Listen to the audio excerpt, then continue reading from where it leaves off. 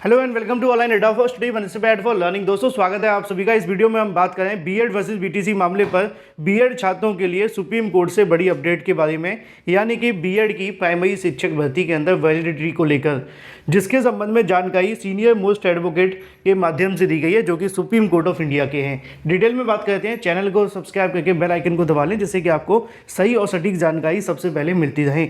BEd versus BTC मामले को लेकर एक के बाद एक मामला फिर से सुप्रीम कोर्ट में जा रहा है। अभी आप सभी ने देखा, लगभग 2-3 सुनवाइयां आपको देखने के लिए मिली इस मामले पर, और 2-3 मामले लगातार सुप्रीम कोर्ट में जाने के बाद उन सभी को ट्रांसफर कर दिया गया जस्टिस अनिरुद्ध बोस जी की बेंच के अंदर। अब बीएड अभ्यर्थी जो है वो अलग अलग राज्यों के हैं, है ना। सुप्रीम कोर्ट तो एक ही है, लेकिन सभी अलग अलग राज्यों के माध्यम से अपनी अपनी याचिकाएं सुप्रीम कोर्ट में दाखिल की जा रही हैं। अब इसी को लेकर एक और बीएड संगठन के माध्यम से पूरे देश में बीएड को वैलिड कराने के लिए most senior advocate Prashant Bhushan ji की अगुवाई में फिर से एक नई याचिका सुप्रीम कोर्ट में दाखिल की जा रही है।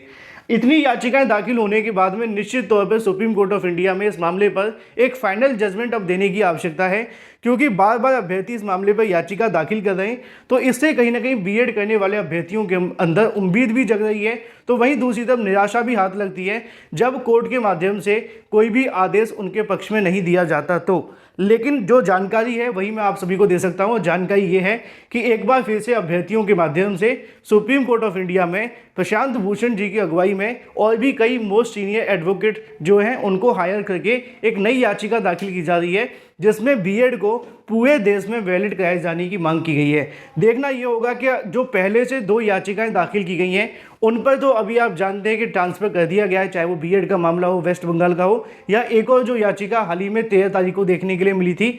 अब नई याचिका में क्या होगा, क्या उसको भी फिर से ट्रांसफर कर दिया जाएगा, और ट्रांसफर कर देने के बाद में जो सुप्रीम कोर्ट के जस्टिस अनिरुद्ध बोस जी की बेंच के अंदर सुनवाई होनी है उनमें क्या राहत मिलती है, ये देखना महत्वपूर्ण होगा। लेकिन फिर से एक बार एक नई याचिका के साथ में senior advocate supreme court of India में अगुवाई करने वाले हैं। देखना ये होगा कि इस मामले पर सुप्रीम कोर्ट क्या आदेश देती है। जो भी अपडेट रहेगी मैं आप सभी को रियल ऑथेंटिक इस चैनल के माध्यम से देता रहूँगा। Thank you for watching this video.